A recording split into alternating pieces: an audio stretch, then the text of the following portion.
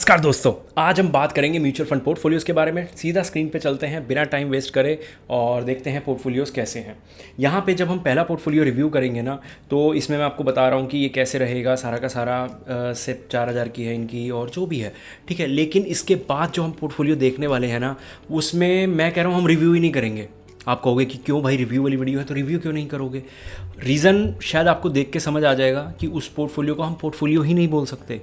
और सरप्राइजिंगली ऐसा पोर्टफोलियोज़ बहुत सारे लोगों का है, तो उस चीज़ के बारे में बात करेंगे। लेकिन सबसे पहले इस पोर्टफोलियो को देख लेते हैं। सेफ्टी के नाम पे पराग पारिक है और कुछ भी नहीं है। और बाकी अगर मैं कॉर सैटेलाइट कैटेगरी में बात करूं तो अच्छा 3 स्मॉल कैप और 1 मिड कैप। अब यहाँ तक जहाँ पे मैं येलो मार्क कर रहा हूँ वहाँ तक पोर्टफोलियो को मैं ठीक बोल सकता हूँ कि चलो आपने 2 भी स्मॉल कैप ले लिए, लेकिन फिर क्वांट क्यों है या फिर SBI क्यों है। तो एक स्मॉल कैप की जगह अगर मल्टी कैप होगा तो सेफ्टी पोर्टफोलियो में ज़्यादा रहेगी और सुपर एग्रेसिव जो बोल सकते हैं। बीटा और अल्फ़ा का एक प्रॉपर कॉम्बिनेशन होता है।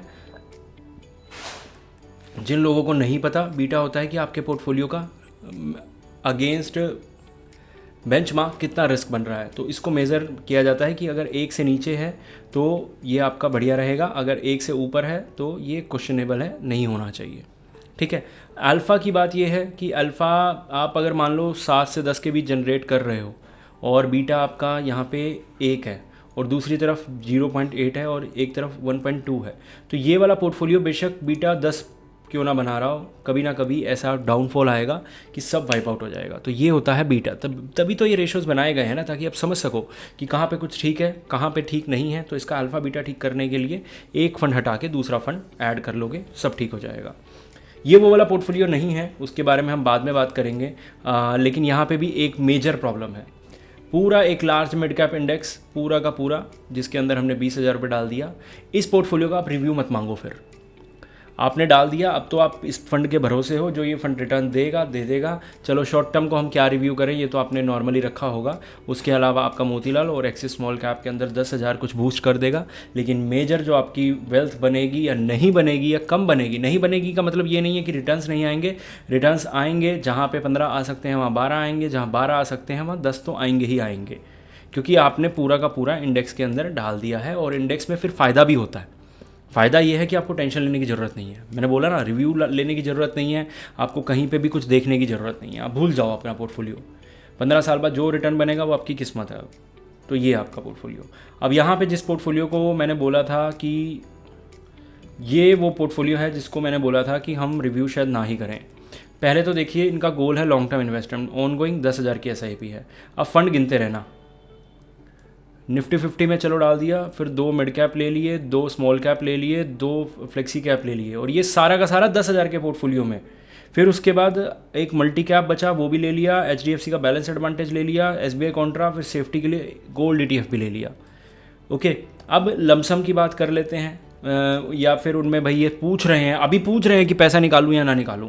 पराग Parikh 4,000, SBI magnum 5,000, axis small cap 2,500, quant mid cap, axis blue chip, ICIC PGM India mid cap, HDFC flexi cap, ICICI prudential blue chip. Literally यार ये क्या है, मतलब क्या बोलूँ मैं। देखो, मैं रिव्यू कुछ भी कर दूं इसमें, मतलब आपके लिए बहुत डिफ़िकल्ट होगा उस चेंजेस को एप्लीकेबल करना।